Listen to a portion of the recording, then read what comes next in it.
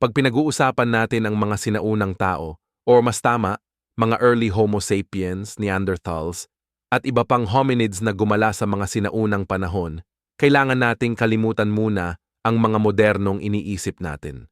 Wala silang blackout curtains, melatonin gummies, o mga apps na nagpaparinig ng tunog ng ulan para makatulog o mag-focus.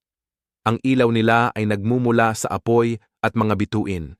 Ang higaan nila ay damo, lumot o balat ng hayop at ang mga lulabay nila ay huni ng hangin o mahina na tunog ng nagliliyab na apoy. Sa unang tingin, baka isipin mo na hindi ito komportable, siguro nga.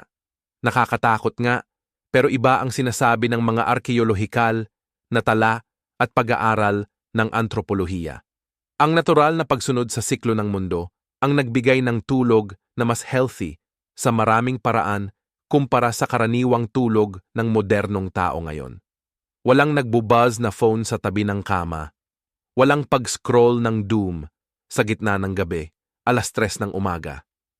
Walang nakakasilaw na fluorescent lights na nagpapahaba ng oras ng pagtulog. Basta ang katawan na kusang nagpapahinga habang dumidilim na. Ang mga hormones nagbabalanse ayon sa pagod ng araw at ang isip ay malaya sa sobrang stimulasyon ng modernong panahon.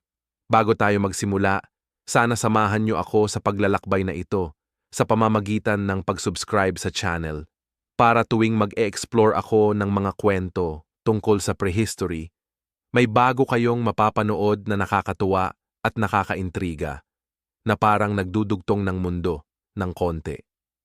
At habang nandyan kayo, i-comment nyo sa baba kung saan kayo nakikinig at anong oras na sa inyo ngayon. Ang saya kasi sa akin na may nakikinig kahit nasa gitna ng New York, tapos midnight pa. Habang may isang tao sa Sydney na natutulog habang sumisikat ang araw. Sige, simulan na natin. Isipin mo ang tinatawag nating circadian rhythms ngayon. Ito yung mga biological clock na tumitiktak sa loob natin, na pangunahing naaapektuhan ng liwanag. Hindi yung tulog ng mga ninuno natin ay striktong 8 oras na tuloy-tuloy na tinuro sa atin. Sa halip, madalas silang natutulog ng hati-hati. Natutulog agad pagka matimtim, gigising ng kaunti sa gitna ng gabi para mag-usap, magpatong ng kahoy sa apoy o kaya magkwento. Bumulong-bulungan habang unti-unting natutulog ulit hanggang madaling araw. May ebidensya nito mula sa mga kwento noong unang panahon, pati na sa pre-industrial na Europa, kung saan normal lang ang tinatawag na first sleep at second sleep. Isipin mo na lang na isang natural na pahinga ito sa gabi. Hindi itinuturing na insomnia, kundi isang tinatanggap na ritmo ng pagtulog. Kaya yung pag-ikot-ikot mo sa kama ng 2:00 ng umaga, medyo hindi na ganoon kaproblema, kundi mas human na human lang. Ngayon, isipin mo ang lugar kung saan ito nangyayari. Nakakita ang mga arkeologo ng ebidensya ng higaan na gawa sa mga sedge, damo, at iba pa. Maingat na inihanda ang mga halamang gamot hindi lang para sa ginhawa, kundi para rin itaboy ang mga insekto. Isang lugar sa South Africa, halimbawa, ay nakakita ng higaan na higit 200,000 taon na ang tanda. Makakapal na banig ng damo na may mga dahong pangtaboy ng insekto sa ibabaw. Hindi ito basta tambak ng mga patpat, kundi sinadyang ginawa para sa maayos na tulog. Ang liwanag ng apoy ay nagbigay hindi lang init, kundi proteksyon din, kaya't nag-iingat ang mga mandaragit sa gilid ng mga anino. Para sa mga Neanderthal, sa mga malamig na lugar, ang mga kuweba ang nagsilbing insulasyon na nagpapanatili ng tamang temperatura. Pati mga modernong eksperto sa tulog ay mangha. Ngayon, sinasabi ng mga pag-aaral na ang ideal na temperatura sa pagtulog ay medyo malamig, mga 18°C o 65°F. Kahit hindi nila alam ang eksaktong numero, ang mga unang tao dati ay natural na may ganito. Mga malamig na lugar, maraming balahibo, at ang ritmikong ginhawa ng pagiging malapit sa iba. At eto pa, hindi sila natutulog mag-isa. Normal sa kanila ang pagtulog ng grupo. At kahit parang masikip sa atin yon, ito ang nagbibigay ng seguridad at samahan. Isipin mo yung kapanatagan kapag naririnig mo yung tuloy-tuloy na paghinga ng kasama mo. Sa paligid mo, alam mong may isang nakabantay o kahit papaano ay bahagyang nakapikit pero nakikinig pa rin sa posibleng panganib. Yung pakiramdam ng sama-samang seguridad, bihira nang maramdaman ng mga tao ngayon sa mga nag-iisang kwarto nila. Hindi yan tungkol sa pagkakaroon ng perfect na unan, kundi yung kapanatagan ng loob dahil alam mong hindi ka nag-iisa sa gabi. Yung mga antropologo na nag-aaral sa mga modernong hunter-gatherer na tribo tulad ng Hadza sa Tanzania, nakakita rin ng ganitong pattern. Ang staggered na pagtulog sa grupo ang nagsisiguro yung isang tao laging alerto, pero bilang isang tribo, tulog pa rin ng mahimbing. Hindi lang to basta survival, ito ay healthy at adaptive na tulog.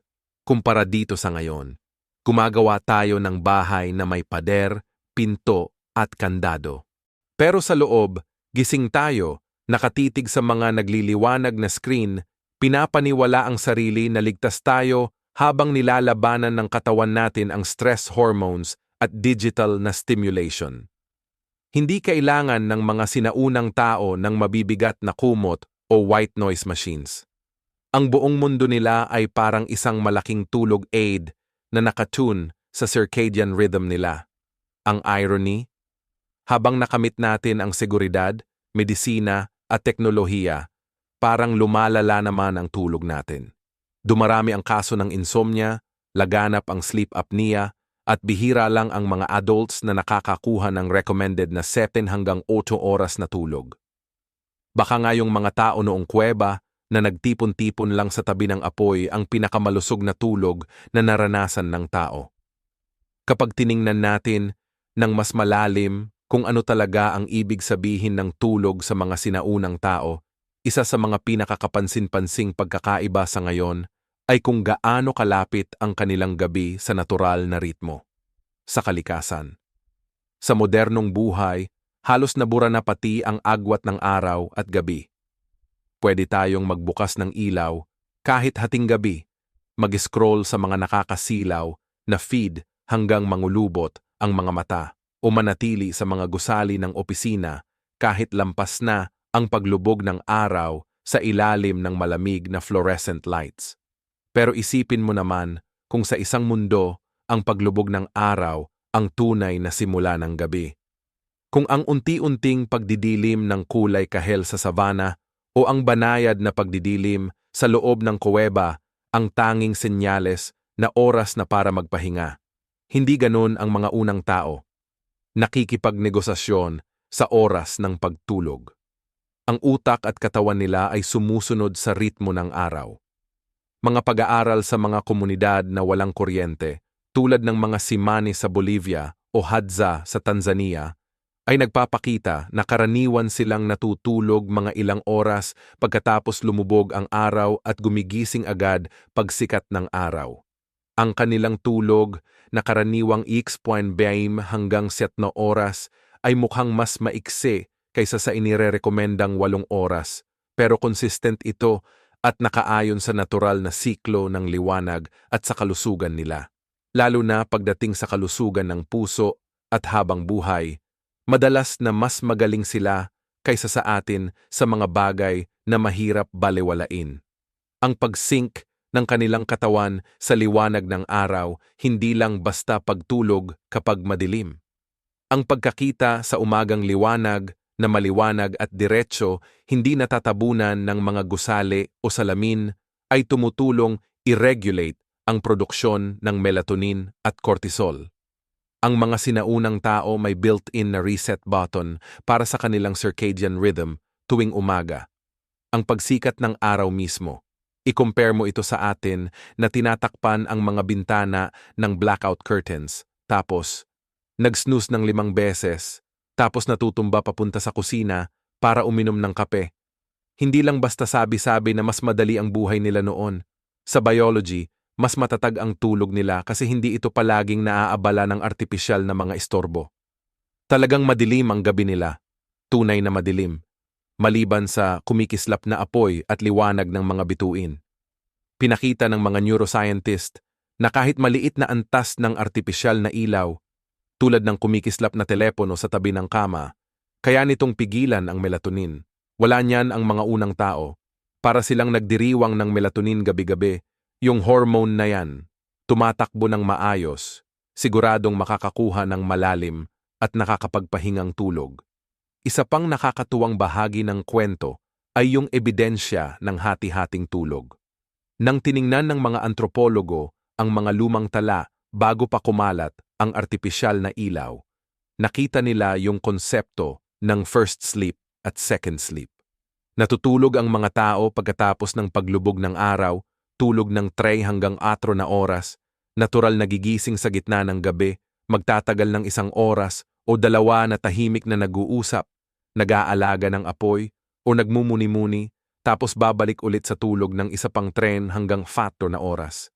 Matulog hanggang madaling araw. Siguro ganito rin ang tulog ng mga sinaunang tao noon. Ang maganda dito, hindi nila itinuturing na problema ang paggising sa gitna ng gabi. Bahagi ito ng takbo ng buhay nila. Para sa marami, panahon ito ng pagiging malapit sa isa't isa, pagtahimik at bulong na usapan, pati na rin panalangin o pagbabahagi ng mga panaginip. Isipin mo, kung iba ang tingin natin sa insomnia, kung hindi natin ito ituturing na sakit, kundi bahagi ng natural na gawin ng tao na umuusbong mula pa sa libu-libong taon na ang nakalipas. Yung paggising sa kalagitnaan ng gabi. Maaaring may papel pa ang mga pahinga sa pagtulog para makaligtas. Yung grupo na paminsan-minsan nagigising, inaayos ang apoy, o may isang nakikinig kahit medyo tulog pa para bantayan ang panganib, mas malaki ang tsansa na makaligtas kumpara sa grupo na tulog ng tuluyan hanggang madaling araw. Ayon sa mga modernong pag-aaral, kahit ang mga mangangaso at nangunguha ng pagkain ngayon ay may staggered na oras ng tulog.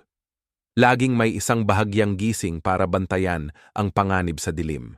Sa mga sinaunang grupo, ang ganitong ritmo ay nangangahulugang hindi iniiwan sa tsansa ang kaligtasan. Yung tinatawag ngayon na gulo sa pagtulog ay talagang isang uri ng sama-samang pagbabantay na nakaimbalsamo sa pahinga. Nakakapagpahinga ng malalim ang tribo dahil nagtitiwala silang may gising na dahil sa body clock ng isang tao.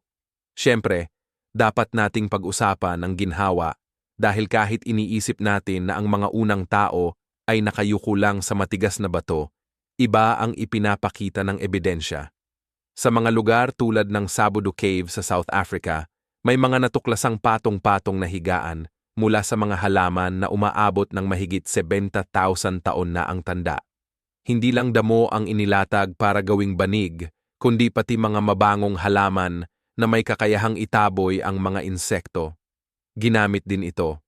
Ang hirap hindi mapangiti habang iniisip mo ang mga Neanderthal na maingat na pumipili ng mga dahon para hindi makaakit ng mga peste, bago pa man dumating ang mga kemikal na spray o kulambo.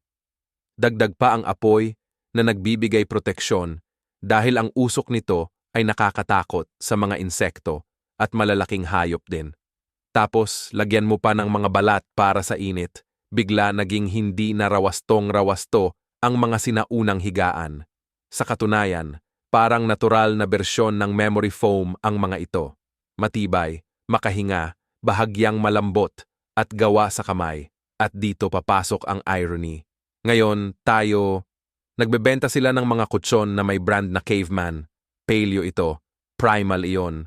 Pero ang totoo, hindi kailangan ng caveman ng mga ads para malaman kung ano ang epektibo. Gumawa sila ng higaan na functional, malinis, at sustainable. Ang kanilang mga sleeping surface kasama ng malamig na temperatura tuwing gabi sa mga kuweba at mga pampublikong silungan ay nakagawa ng kondisyon na halos pareho sa mga inirerekomenda ng mga modernong sleep scientist ngayon. Malamig na hangin, madilim na paligid, at matibay pero sumusuportang higaan. Hindi sinasadya ng ating mga ninuno ang pinakamahusay na pamantayan sa kalinisan ng tulog. Hindi ito nalalaman sa pamamagitan ng mga laboratory trials o mamahaling kutsyon, kundi sa pagmamasid at pangangailangan. Nakakatawa ang sobrang hilig natin sa mga sleep gadgets, kapag naisip mo ito. Isa sa mga madalas hindi napapansin na aspeto ng pagtulog noong unang panahon ay ang papel ng komunidad. Ngayon, karamihan sa atin ay pumapasok sa sarili nating mga kwarto, pinapasara ang pinto, at natutulog ng mag-isa. Normal na ito sa atin, pero kung titingnan sa perspektibo ng ebolusyon, halos kakaiba ito. Sa halos buong kasaysayan ng tao, walang natutulog ng mag-isa maliban na lang kung nasa panganib sila o itinakwil. Ang pagtulog ay ginagawa ng sama-sama at hindi basta-basta ang epekto nito sa isip at katawan. Isipin mo ang isang yungib, ang mga pader nito ay kumikislap ng kaunting dilaw mula sa natitirang uhlan ng apoy. Paligid sa liwanag ay mga pamilya, matatanda, mga bata, mga mangangaso at mga taga-kolekta ng pagkain na nagdikit-dikit para mainitan.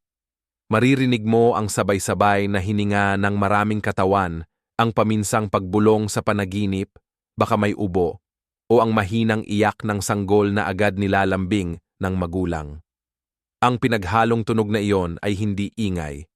Ito ay ginhawa at kapanatagan. Bawat tunog ay senyales na hindi ka nag-iisa sa dilim, na hindi ka maaagaw ng panganib nang hindi mo inaasahan. Sinasabi ngayon ng mga neuroscientist na ang mga tao ay likas na nakawire para sa kaligtasan sa grupo. Kumakalmang ang ating nervous system kapag may mga tao sa paligid. Ginawa ng mga taong kuweba ang katotohanan ito gabi-gabi. Ang pagtulog ng magkakasama ay may benepisyo para mabuhay. Kapag grupo ang pagtulog, mas mahirap para sa mga mandaragit na makalusot sa kanila.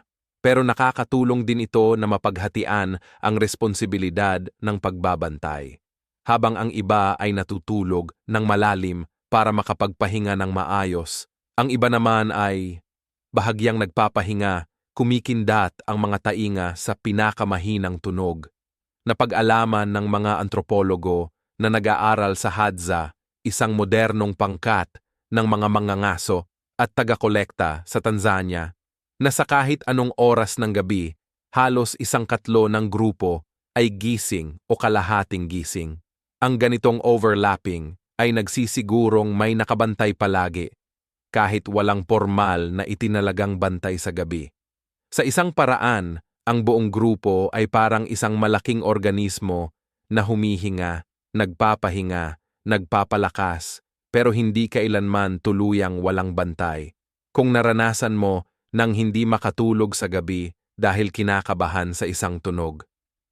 Sa apartment mo, mararamdaman mo ang pagkakaiba. Baka walang kandado ang mga taong kuweba sa pintuan nila, pero may isang bagay sila na madalas tayong kulang, ang tiwala na may gising na tao sa paligid. May malalim ding epekto sa isip kapag napapaligiran ka ng pamilya sa gabi. Lalo na ang mga sanggol ang nakikinabang dito. Ang mga batang tao ay ipinapanganak na sobrang helpless kumpara sa ibang hayop, kaya kailangan nila ng tuloy-tuloy na alaga. Kapag sabay-sabay silang natutulog, madaling makapagpasuso ang nanay sa gabi nang hindi tuluyang nagigising at mas tumataas ang tsansa ng survival dahil kasama ang extended family. Mga rate. Para sa mga bata, ang pagkatulog habang naririnig ang mahihinang boses ng matatanda o ang tuloy-tuloy na pagkaputok ng apoy ang pinakanatural na pangpatulog. Kahit mga matatanda, malamang na nakakaranas din ng pakiramdam ng pagiging grounded sa mga ganitong lugar dahil tumataas ang oxytocin at iba pang bonding hormones kapag malapit at may pisikal na haplos. Kung naranasan mo ng maging kalmado habang nakadapa lang sa sofa malapit sa pamilya, isipin mo pa yon na bawat gabi ng buhay mo ay magkasabay kayo ng grupo mo, shoulder to shoulder. Ang mga pisikal na ayos ng lugar, hindi basta-basta lang yung mga grupo na natutulog noon. May mga ebidensyang arkeolohikal na nagpapakita ng mga pattern. Madalas, yung mga matatanda ang natutulog malapit sa apoy dahil dun pinakamainit at pinakaligtas. Samantalang yung mga mas batang adults, minsan nasa labas ng bilog. Tapos yung mga bata at sanggol ay mahigpit na nakayakap sa mga magulang o lolo't lola. Hindi lang ito instinct, may sistema ito. Bawat isa may kanya-kanyang pwesto At yung pwesto nila mahalaga para makaligtas. Yung nag-aalaga ng apoy na nagpapalit-palit sa mga adults, sinisigurong hindi tuluyang mamamatay ang mga baga. Isipin mo na lang nagigising ka sa gitna. Sa gabi, nagtatapon ng isang sanga sa apoy, tinitingnan ang gumagalaw na mga anino sa mga pader, tapos bumabalik sa pagtulog habang kumikilos ng maayos ang apoy. Hindi lang ito tula, ito ay isang tunay na ritmo na nakaukit sa kasaysayan ng tao. Ipagkumpara mo pa sa ngayon, kung saan ang pagiging nag-iisa ay pwedeng magpalala ng pagkabalisa.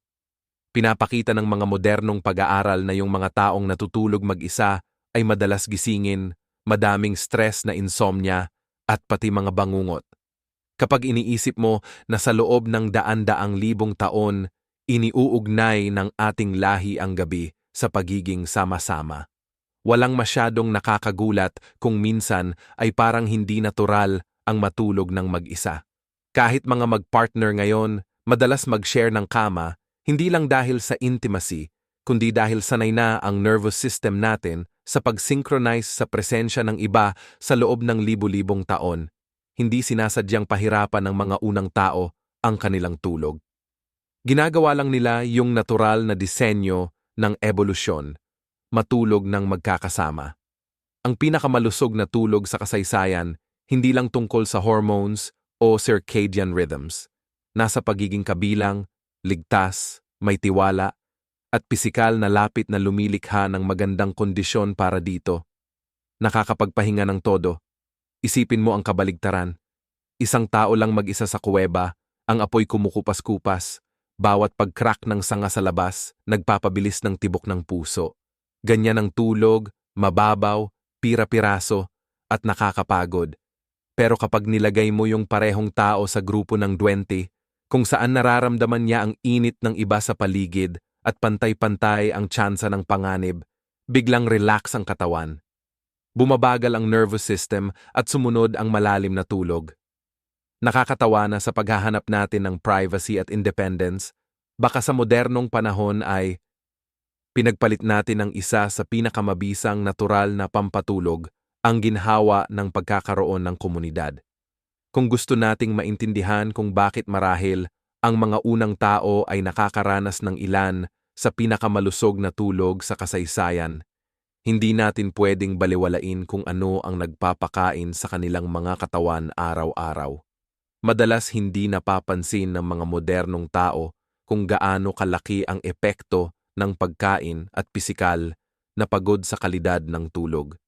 Isipin mo nga, ngayon, nakaupo tayo sa sasakyan, sa opisina, o sa sofa halos buong araw. Tapos nagtataka tayo kung bakit ayaw matulog nang mahimbing ang katawan natin gabi-gabi. Ang mga ninuno natin noon naman, sa kabilang banda, palaging gumagalaw sila. Nanghuhuli, nangongolekta, nagdadala ng tubig, gumagawa ng mga kasangkapan, nagpoproseso ng pagkain. Ang araw-araw na buhay nila ay nangangailangan ng ganong kalaking aktibidad na karamihan sa atin, kahit may gym membership, hindi kayang tularan. Yung natural na physical na pagod na, yun ang nagpapahanda sa katawan nila para magpahinga.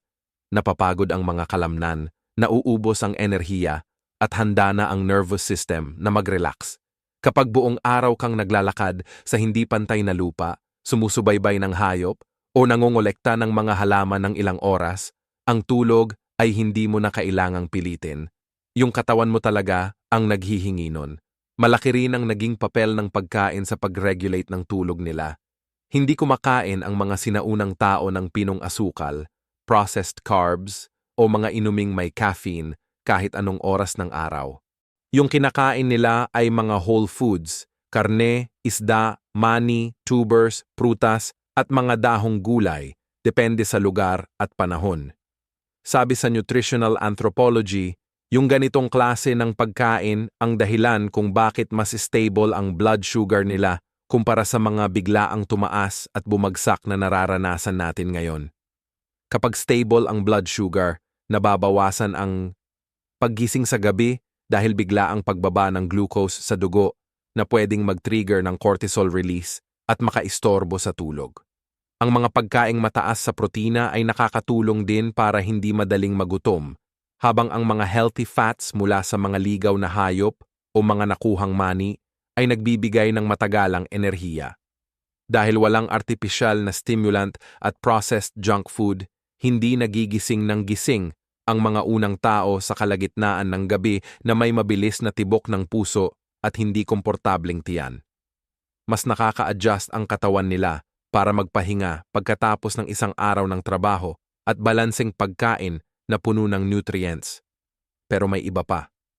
Dito, nakakaapekto ang oras ng pagkain sa kalidad ng tulog, hindi tulad ng mga modernong tao na laging kumakain ng merienda at madalas kumain hanggang gabi. Ang mga sinaunang tao ay kumakain lang kapag may pagkain, kadalasan sa araw lang. Pagdating nila sa tabi ng apoy sa gabi, hindi pa sobra ang trabaho ng tiyan nila. Pinapatunayan ito ng agham ngayon. Ang pagkain ng late ng gabi ay konektado sa gulo sa tulog, hindi magandang pagtunaw, at mas kaunting REM sleep. Wala kasing midnight pizza delivery ang mga paleolitiko. Kaya ang natural na mga fasting window bago matulog ay naglikha ng mga kondisyon na tinatawag ngayon ng mga modernong sleep researcher na optimal. Sa totoo lang, ang intermittent fasting na uso ngayon ay hindi isang bagong tuklas lang. Ito ay refleksyon ng natural na ritmo ng pagkain ng ating mga ninuno. May mga ebidensya rin na ang ilang natural na pagkain ay nakatutulong sa pagtulog nang hindi ito namamalayan. Ang mga halaman na mayaman sa tryptophan, magnesium, at mga compound na parang melatonin ay bahagi ng pagkain noong prehistoric na panahon. Ang mga berries, mani, at ilang mga gulay ay maaaring may banayad na epekto. May epekto sa pagpapakalma at pagsuporta sa malusog na siklo ng pagtulog. Hindi natin masasabi nang sigurado na sinadyang ginamit ng mga unang tao ang mga halamang ito bilang pantulong sa pagtulog. Pero kung iisipin kung gaano sila kamatindi mag-obserba sa kalikasan, hindi naman imposible na napansin nila na may mga pagkain na nagpapakalma o nagpapadali sa kanilang makatulog. May mga pag-aaral tungkol sa etnobotanika na nagpapakita na hanggang ngayon ginagamit pa rin ng ilang tradisyonal na grupo ang mga halaman para tulungan silang makatulog at walang dahilan para isipin na wala ang ganitong kaalaman ang mga sinaunang tao. Pisikal. Ang gawain at pagkain ay konektado rin sa tinatawag nating sleep pressure o ang puwersa ng katawan na matulog. Habang aktibo at gising tayo, dahan-dahang tumataas ang puwersang ito. Kapag puro tambay lang tayo sa loob ng bahay na may artipisyal na ilaw, mabagal lang ang pagtaas ng sleep pressure natin. At pagdating ng oras ng tulog, baka hindi pa ganap na handa ang katawan natin. Samantalang noong panahon ng mga unang tao, araw-araw silang nakakaipon ng malakas na sleep pressure. Sobrang dami ng calories na nasusunog nila hindi lang sa biglaang panghuhuli, kundi pati na rin sa mahabang oras ng paglalakad, pangangalap, at paggawa. Dagdag pa ang exposure nila sa natural na liwanag. Liwanag buong araw na siyang nag-aayos ng circadian rhythms, kaya ang katawan ay handang-handa ng matulog pagdilim na. Walang palipat-lipat sa kama, walang isip na umiikot sa mga hindi pa nababayarang bayarin o mga emails na hindi nasagot, kundi isang katawan at isipan na nakasync sa takbo ng kalikasan. Ang nakakatuwa pa, marami sa mga modernong tips sa pagtulog na pinagkakaabalahan natin, walang late-night snacks, mag-ehersisyo sa araw, sikat ng araw sa umaga, bawasan ang stimulants, ay mga muling natuklasan lang ng mga dati ng alam. Dati, payak lang ang araw-araw na buhay. Hindi naman sinusunod ng mga unang tao ang checklist ng mga wellness influencer. Hindi nila kailangan ng mga podcast na may scientific na paliwanag tungkol sa tamang tulog. Nakaayos na ang mundo nila sa paraang sumusuporta sa malusog at nakakapagpahingang tulog. Hindi ibig sabihin na madali ang buhay nila. Minsan, sobrang hirap ang survival at tiyak na naapektuhan ng gutom o sakit ang tulog nila. Pero kapag maayos ang kalagayan, ang kapaligiran at pamumuhay nila ay nagbubuo ng biological na tamang balanse na kahit na may mga teknolohiyang meron tayo ngayon, hirap pa rin tayong gayahin. Ngayon tara, mas palalimin pa natin ang usapan tungkol sa ginagawa ng mga sinaunang tao pagdating sa pagtulog. Kasi hindi lang pala ang siklo ng araw o ang kanilang kinakain ang nakaapekto sa kanilang gabi. Pati na rin ang paraan ng pagdikit ng katawan nila sa lupa, ang posisyong ginagalawan nila, at ang mga lugar na maingat nilang pinipili. Isa sa mga maling akala ng marami ay na ang mga sinaunang tao ay basta bumabagsak lang sa matitigas at maruruming bato para matulog. Pero sa totoo lang, sinasabi ng arkeolohiya na hindi ganun. Sa mga paghuhukay sa mga lugar tulad ng nakita sa Pseudo Cave sa South Africa, ang higaan na gawa sa mga damo at sedges na inayos ng maayos may halong amoy na halaman na nakakataboy ng mga insekto. Palitan-palitan ang mga banig, ibig sabihin, hindi ito pansamantala lang kundi pinag-isipang tulugan talaga. Maingat na inayos ng mga unang tao ang kanilang tulugan at ang atensyon nila dito nagpapakita kung gaano kahalaga ang tulog para sa kanilang kaligtasan. Hindi ito katamaran, ito ay diskarte. Ang isang tribong mahimbing ang tulog ay mas alerto at ang mas alertong tribo ay mas mataas ang tsansa ng pagliligtas. Tungkol naman sa posisyon nila habang natutulog, walang eksaktong tala kung mas gusto nila ang pagtulog sa gilid, likod o tiyan, pero may mga palatandaan galing sa mga modernong mga ngaso at angkop na posisyon sa natural na pagtulog. Napapansin ng mga antropologo sa mga grupong tulad ng Hadza na madalas silang natutulog na nakayuko sa gilid, malapit sa apoy, ang katawan nakaangkulo para sa init at kaligtasan. Ang posisyong parang fetus na nakayuko ang mga tuhod ay nakakatulong magpanatili ng init at natural na nagbibigay ng proteksyon. Nakababawas din ito ng pressure sa gulugod, na nakakatuwang bagay dahil bagay ito sa kalikasan. Tulad ng madalas irekomenda ng mga modernong chiropractor. Hindi katulad ng pagkahilig natin sa paghahanap ng perfect na tigas ng kutsyon. Ang mga unang tao ay natural na nag-a-adjust, nagpapalit pwesto habang natutulog. Ang katawan nila ay nahuhubog ng mga damo, balat ng hayop at lupa. At habang ang mga kama natin ngayon ay pinaghihiwalay tayo sa mga maliliit na palatandaan ng paligid, ang kanilang tulugan ay nakakapasa ng bawat vibration, bawat banayad na galaw, kaya mas konektado sila sa kanilang kapaligiran. Hindi iyon discomfort. Feedback iyon, tahimik na sistema ng seguridad. Ang mga kuweba, kung saan sila naninirahan, ay nagbibigay ng matatag na lugar para matulog. Pero hindi lahat ng grupo ay nakatira sa kuweba. Bukas na silungan, mga kubo na gawa sa damo, at mga batong nakalawit ay karaniwan din. Mahalaga ang pinipiling lugar. Ang kuweba na nakakahiwalay sa matinding init o lamig, madilim at tahimik, ay pwedeng maging natural na kwarto para matulog. Sa totoo lang, may mga kuweba na may sobrang pantay na temperatura buong taon, mga nasa kalagitnaan ng 50s Fahrenheit. Ang pagiging consistent nito ay halos pareho sa sinasabing ideal ng modernong agham ng pagtulog. Medyo malamig para mag-trigger ng tulog, ang natural na proseso ng katawan para matulog, pero hindi naman sobrang lamig na nakakagambala sa pahinga. Ang mga apoy sa mga kuweba na ito hindi lang nagbigay ng init, kundi nakontrol din ang halumigmig at nakapagtaboy ng mga hayop. Ang mahinang liwanag nito ay parang sumasayaw sa mga pader ng kuweba. Yun ang huling nakikita ng mga mata bago tuluyang mawalan ng malay. Sa mga bukas na lugar naman, ang mga shelter na gawa sa mga sanga at balat ng hayop ay nagbibigay ng pakiramdam ng pagkakakulong at proteksyon.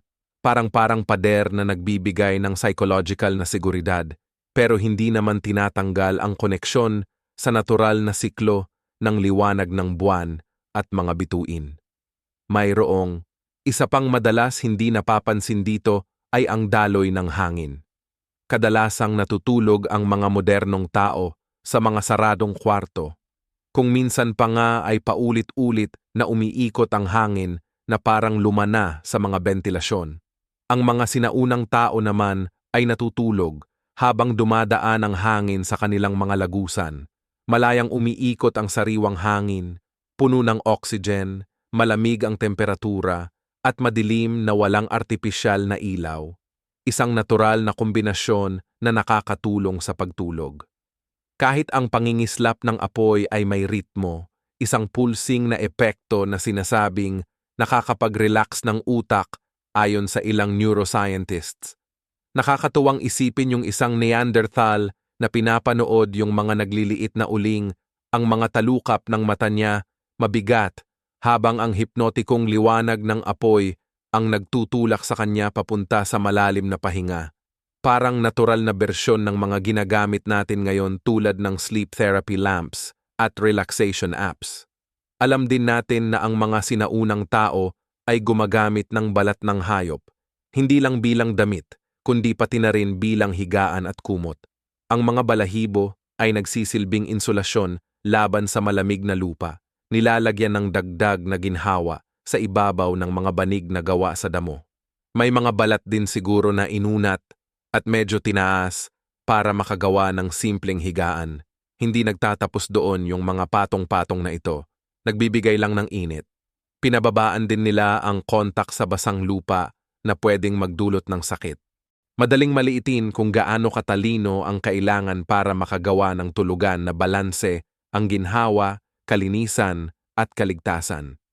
Bawat gabi, para kang gumagawa ng maliit na arkitektural na proyekto at bawat desisyon ay nagpapabuti ng tulog.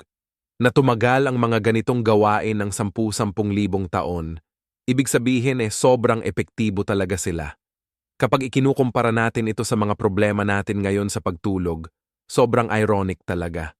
Ngayon, tayo gumagastos ng bilyon sa mga kutsyon na pang-ayos ng likod, una na may cooling gel, kurtinang hindi pinapasukan ng ilaw, humidifier, at mga white noise machine. Pero ang mga unang tao, nakakamit nila yung mga parehas na benepisyo kahit walang mga gadget. Hindi nila kailangan ng memory foam para ayusin ang postura. Natural silang gumagalaw, hindi nila kailangan ng sound machine. Nariyan ang hangin, apoy, at ang tahimik na tunog ng kanilang komunidad. Hindi nila kailangan ng blackout curtains. May kuweba sila o yung klaseng dilim na tanging gabi lang ang makakapagbigay. Ang mga higaan nila ay puno ng karunungan mula sa kalikasan, hindi sa marketing. At sa simpleng iyon, baka nahanap nila ang isa sa pinakakapakipakinabang na paraan ng pagtulog na kilala ng tao. Kung may isang bagay na labis na nakaapekto sa pagtulog ng mga sinaunang tao, yon ay ang apoy. Madaling balewalain ang apoy ngayon. Sandaling pindutin ang switch, may init o liwanag ka na agad. Pero para sa mga unang tao, ang apoy ay revolusyonaryo. Talagang nagbago ng laro sa gabi. Bago pa man ang apoy, ang gabi ay mahaba, madilim, at delikado na may mga mandaragit na nagmamasid sa dilim. Ang pagkakatuklas at pagkontrol ng apoy ay nagbigay sa mga unang tao hindi lang ng init, kundi pati na rin ng matinding pakiramdam ng kaligtasan. Ang pakiramdam ng kaligtasan na ito ang naging pundasyon para sa mas malalim at mas malusog na tulog. Kapag may apoy na kumikislap sa gitna ng tirahan o sa bunganga ng kuweba, hindi lang ito ilaw at init. Ito ay psikolohikal na seguridad, isang naglalagablab na tagapangalaga laban sa mga banta sa gabi. Ang makatulog habang nakikinig sa pag-apoy ay hindi luho. Ito ay para sa kaligtasan.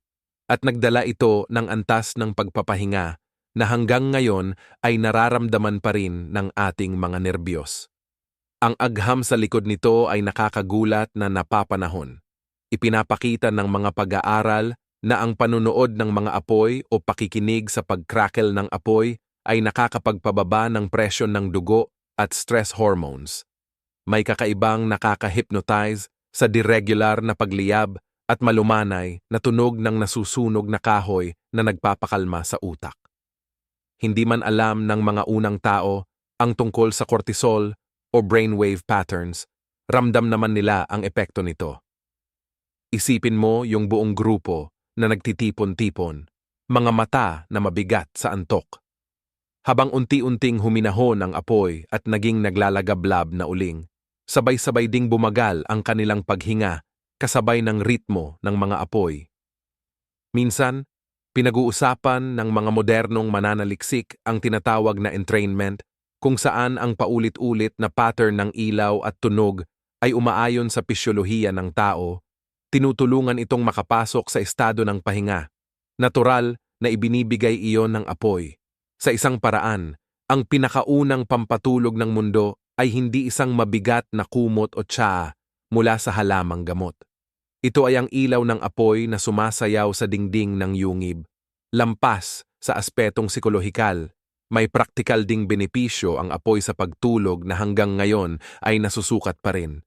Pinananatili nito mga delikadong mandaragit na nalalayo, mga leon, hyena, lobo, lahat ng hayop na may matinding paningin sa gabi ay may dahilan para mag-atubili kapag naamoy at nakikita ang apoy.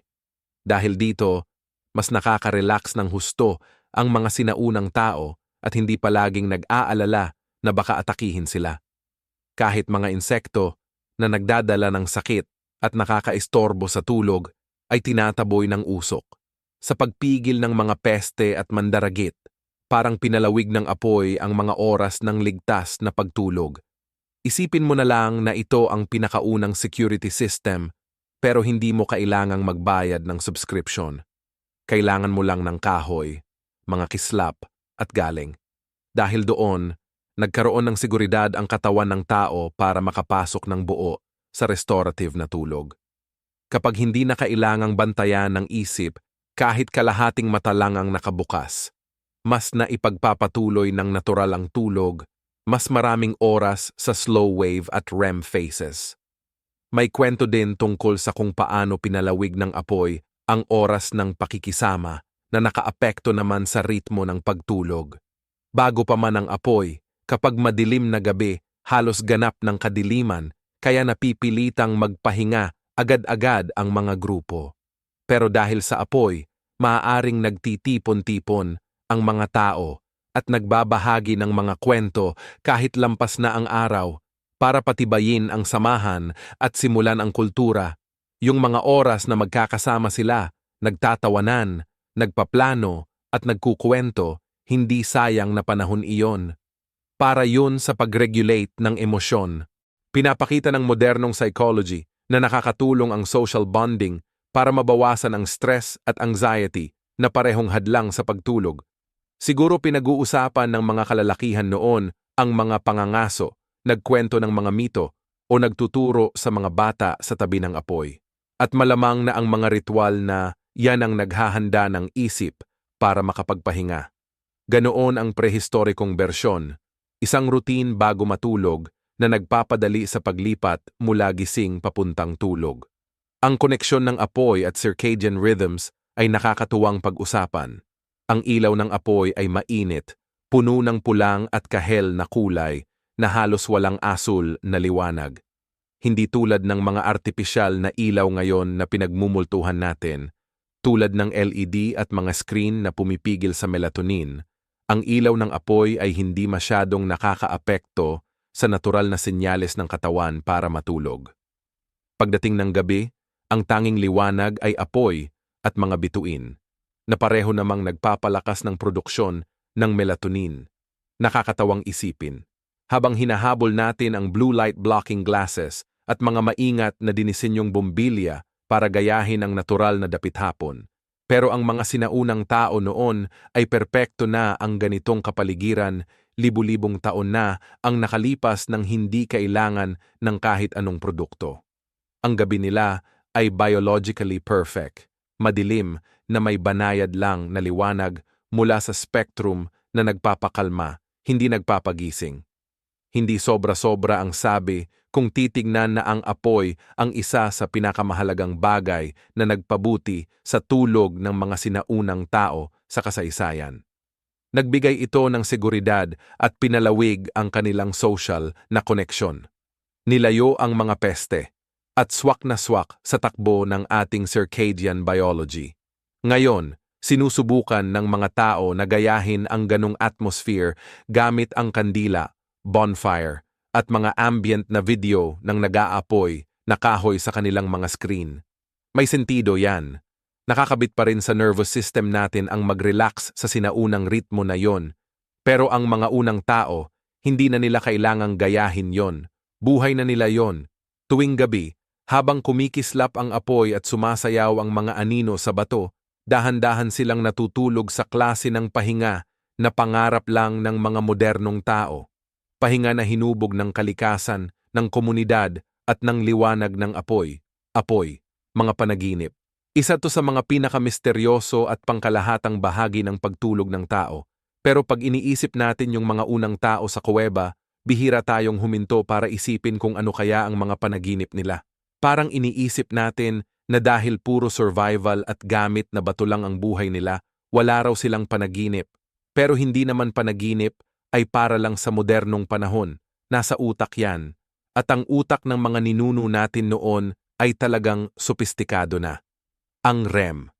Ang mga siklo na nagpapahintulot sa atin na mangarap ngayon ay naroon na rin noon, hinubog ng parehong biyolohiya. At kung ano paman, ang tindi ng kanilang buhay, ang araw-araw na pakikipagsapalaran sa mga mandaragit, ang malawak na tanawin, ang paghanga sa apoy, at ang walang katapusang kalangitan sa gabi ay siguradong nagbigay ng mga panaginip na mas makulay, mas buhay, at marahil mas makahulugan kaysa sa atin. Habang tayo ay nananaginip tungkol sa mga email o trapiko, malamang na sila ay nananaginip tungkol sa mga mammoth, bagyo, pangangaso at mga espiritong sumasayaw sa apoy. Madalas sabihin ng mga antropologo na may malaking papel ang mga panaginip sa marami. Mga tradisyonal na lipunan na mas malapit pa sa kalikasan. Sa mga taong sand ng Timog Africa o mga katutubong grupo sa Amazon, hindi basta-basta tinatanggap ang mga panaginip bilang random na ingay lang. Tinitingnan ito bilang mga mensahe, gabay o tulay pa nga sa pagitan ng mga mundo. Makatuwiran na isipin na ganito rin ang paniniwala ng mga sinaunang tao. Sa paligid ng apoy sa umaga, maaaring nagbabahagi sila ng mga panaginip na dumating sa kanila noong gabi. Ang panaginip tungkol sa matagumpay na panghuhuli ay maaaring nagbigay ng kumpiyansa o tinuring bilang magandang palatandaan, habang ang bangungot tungkol sa mga mandaragit ay maaaring babala na lumipat ng kampo. Ang mga panaginip ay hindi lang basta mga pribadong imahinasyon. Bahagi ito ng kultura na nakakaapekto sa mga desisyon, ritual at mga kwento. Dahil dito, nagkakaroon ng lalim ang pagtulog, hindi lang para sa pahinga ng katawan, kundi para rin sa paglikha ng isip. Ipinapakita ng modernong siyensya ng pagtulog na ang REM sleep, ang yugto na kadalasang may kaugnayan sa panaginip, ay tumutulong sa pagproseso ng emosyon, pagpapatibay ng alaala at pagpapahusay ng kakayahan sa paglutas ng problema. Ang mga sinaunang tao, hindi nila alam ang mga terminong iyon, pero nakinabang sila sa mga epekto nito. Ang isang mga ngaso na nakaranas ng panganib sa araw ay maaaring naulit sa panaginip ang karanasan na nagtuturo ng mga aral para sa kaligtasan.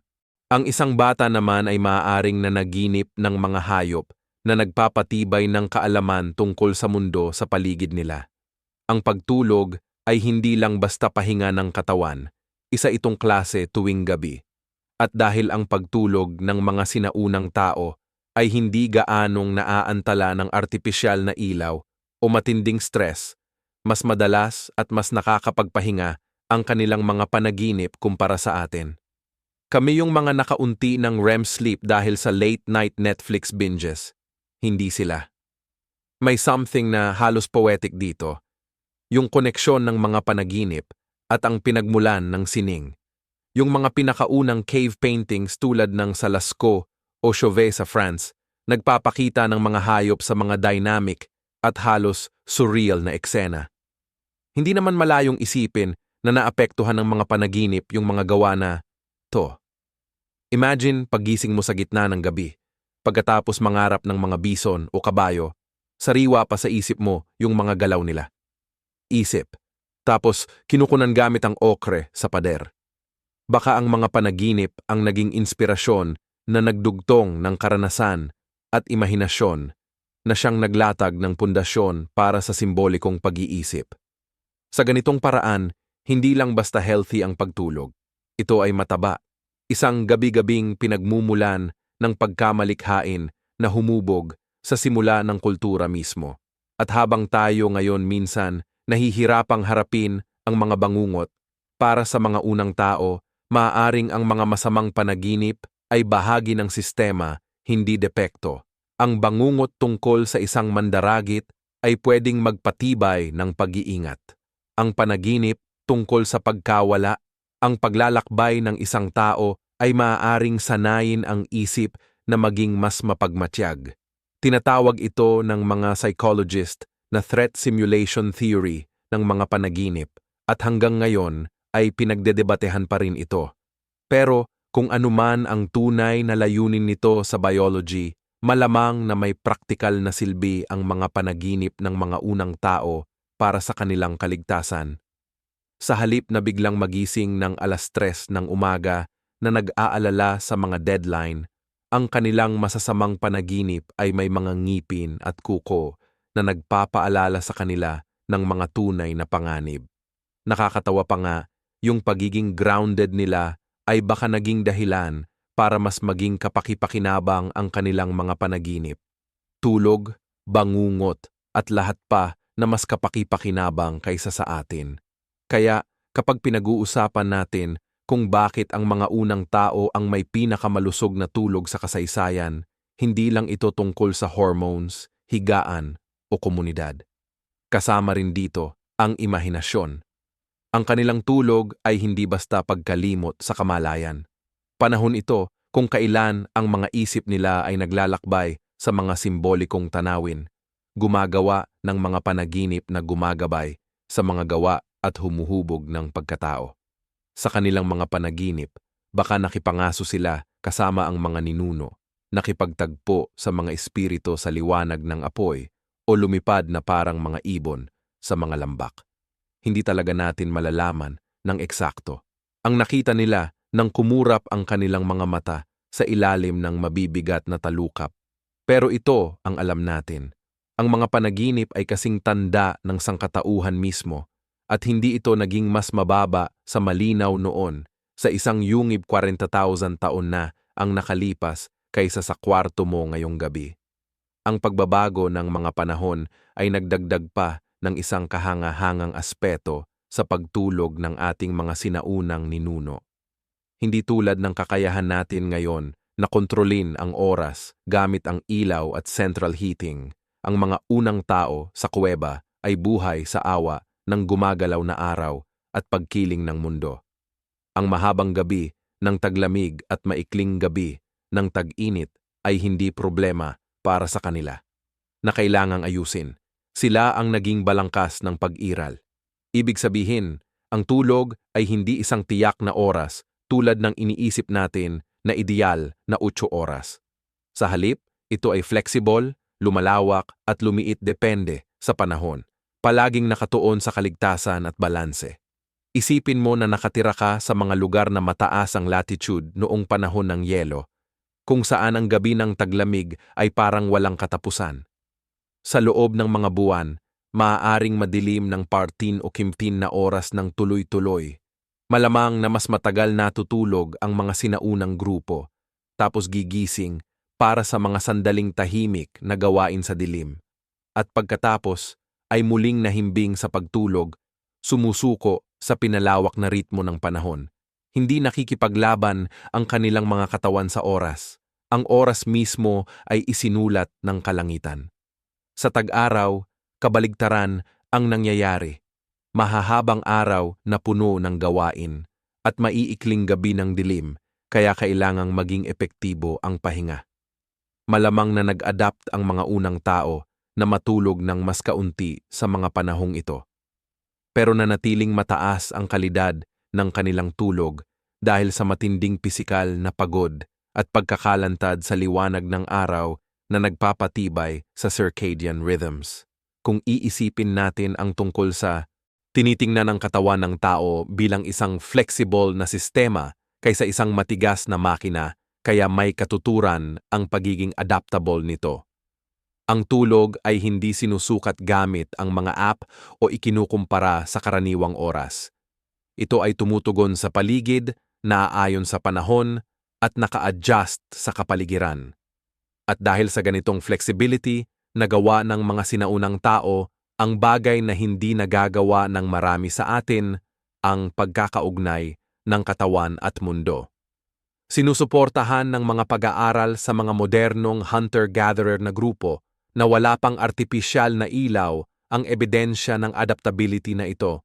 Kasama dito ang Hadza sa Tanzania, ang Tim sa Bolivia, at ang Sansa sa Southern Africa, nagpapakita ng pagbabago sa pagtulog depende sa panahon. Mas matagal silang nagpapahinga tuwing madilim ang taglamig at mas maikli naman sa maliwanag na tag-init. Pero kahit ganon, maganda pa rin ang kalusugan nila. Karaniwan ang malusog na puso, maayos na metabolismo, at mababa ang kaso ng matagalang insomnia. Kung ang mga grupong ito ay nagsisilbing tingin sa ating mga ninuno, masasabi nating hindi naman siguro iniintindi ng mga unang tao kung eksaktong 8 oras ba ang tulog nila.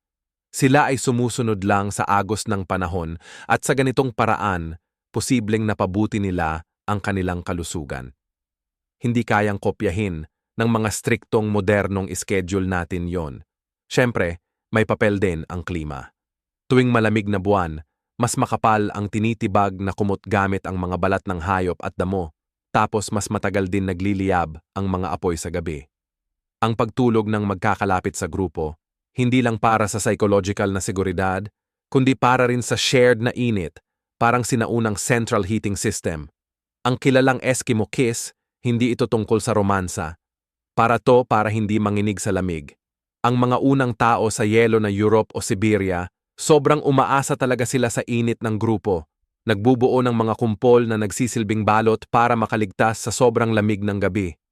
Sa mas mainit na mga buwan, posibleng medyo kumalma ang pagkakapuwesto nila, kumalat ng bahagya ang bawat isa, ang apoy ay naging mga baga na lang, at ang mga silungan ay bukas para sa dumadaloy na simoy ng hangin. Hindi static ang tulog nila. Humihinga ito kasabay ng klima. May ebidensya rin na ang mga sinaunang tao ay maingat na sinusubaybayan ang mga siklo ng panahon sa pamamagitan ng pagmamasid sa mga bituin, buwan, at paglipat ng mga hayop. Ang mga obserbasyong ito ang posibleng naging gabay hindi lang sa kanilang araw-araw na gawain, kundi pati na rin sa tamang oras ng pagtulog at iba pa, gising. Halimbawa, ang paglipat ng mga hayop na kinakain ay kadalasang tumutugma sa partikular na panahon ng taon, kaya may mga season na kailangang maging mas alerto at aktibo kahit gabi. Pwedeng hindi gaanong malalim ang tulog ng isang grupo habang nanghuhuli, pero bumabawi naman sila ng mas mahaba sa panahon na mas kalmado. Hindi ito kakulangan sa tulog. Ang ganitong pagbabago-bago ay resilience, ang kakayahang mag-adjust ng hindi napapasok sa chronic sleep deprivation na karaniwan ngayon. Nakakatawa kasi kahit na may lahat tayo ng mga comforts ngayon, madalas mas hirap tayong mag-adapt. Tayo, huwag pilitin ang pagiging pare-pareho. Tulog ng 11 ng gabi, gising ng 7 ng umaga. Kahit anong panahon, kahit anong pangangailangan ng paligid, ang mga unang tao noon ay kabaligtaran ang ginagawa. Palipat-lipat, handa sa pagbabago, nakikinig sa paligid. Kapag madilim pa, nagpapahinga sila. Kapag maliwanag na, gumigising at kumikilos sila. Ang ganitong seasonal na ritmo ang nagbigay sa kanilang nervous system ng balanse, flexible pero matatag. Isang kabalintunaan na ngayon ay tinatanggap ng modernong agham bilang susi sa tibay ng katawan. Kung ang tulog ay para magpagaling sa atin, may katuturan na ito ay sumunod sa natural na mundo kaysa labanan ito. Kontra dito, hindi kailangang pilitin ng mga taong yungib ang kanilang tulog para sa taglamig o tag-init. Pinalalakad lang nila ang mga panahon at nagiging maayos ang kanilang katawan sa pagsunod doon. Isa sa mga pinakainteresanteng bagay tungkol sa sinaunang pagtulog ay kung paano ang palaging banta ng mga mandaragit ang maaaring nakaapekto sa paraan ng pagtulog ng mga tao ngayon. Kahit na karamihan sa atin ay hindi na kailangang mag-alala tungkol sa mga leon na nagpapalibot sa labas ng bintana o mga lobo na nanunuot sa gilid ng kampo, dala pa rin ng ating tulog ang mga bakas ng mga panganib na iyon. Sa katunayan, ang pagkakaiba ng tinatawag na light sleepers at heavy sleepers ay malamang na nagmula pa sa mga sinaunang gabi. Noon, hindi sapat na lahat ay matulog ng mahimbing at tuloy-tuloy lang. Kailangan ng tribo ng balanse. May mga tao na natural na nakakatulog ng malalim at mahimbing, habang ang iba naman ay mahina ang tulog. Gising agad sa kahit maliit na ingay o galaw.